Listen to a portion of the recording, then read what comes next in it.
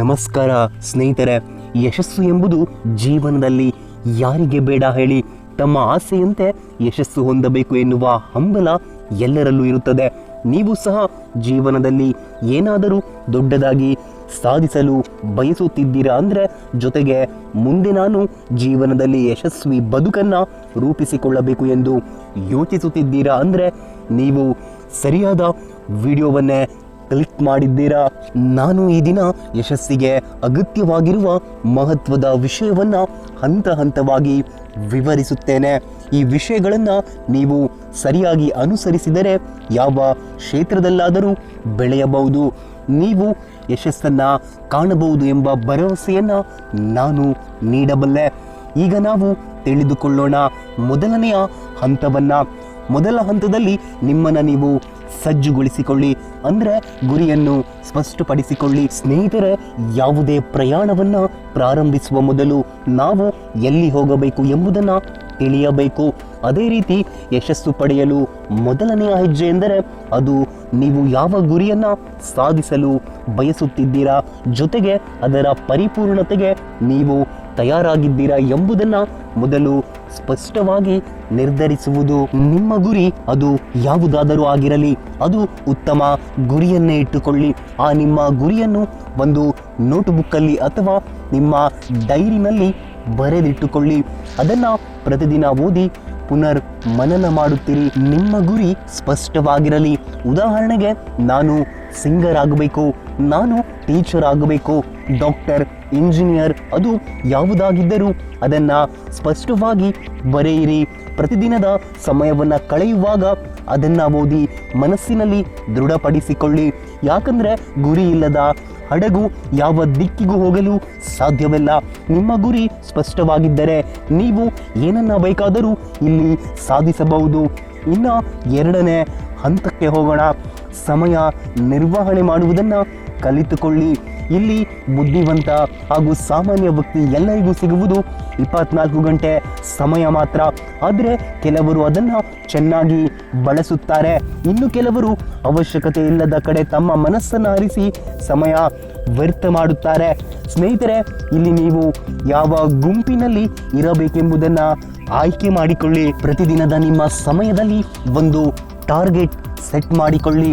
ಯಾಕಂದರೆ ನಿಮ್ಮ 80% ಯಶಸ್ಸು ನಿಂತಿರುವುದು 20% ನಿಮ್ಮ ಮಹತ್ವದ ಕೆಲಸದ ಮೇಲೆ.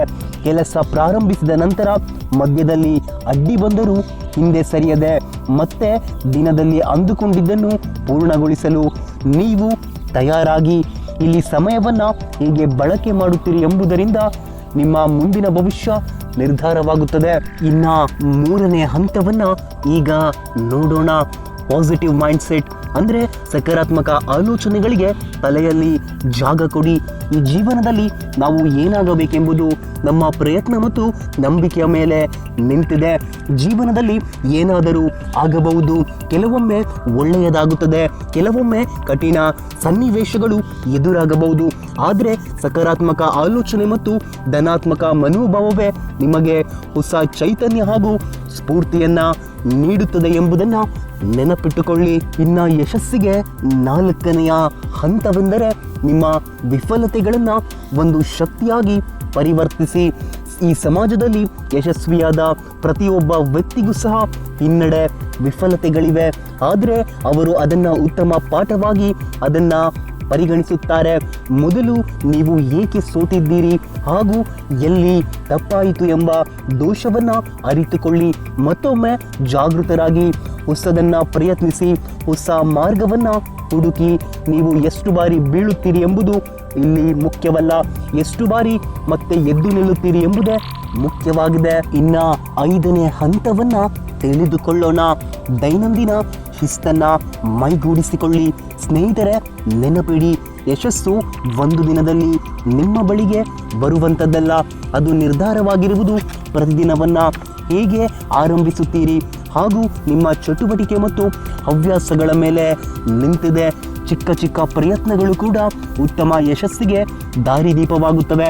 ಇನ್ನು ಆರನೇ ಹಂತ, ಹೊಸದನ್ನು ಕಲಿಯಿರಿ.